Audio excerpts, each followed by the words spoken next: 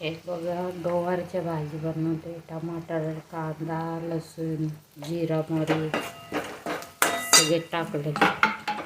गवार आणि बटाटे मिक्स करायचे.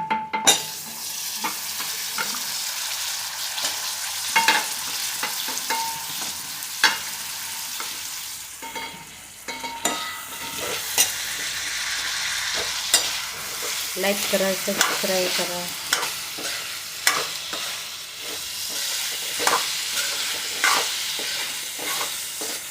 हे बघा शेंगदाणे भाजले.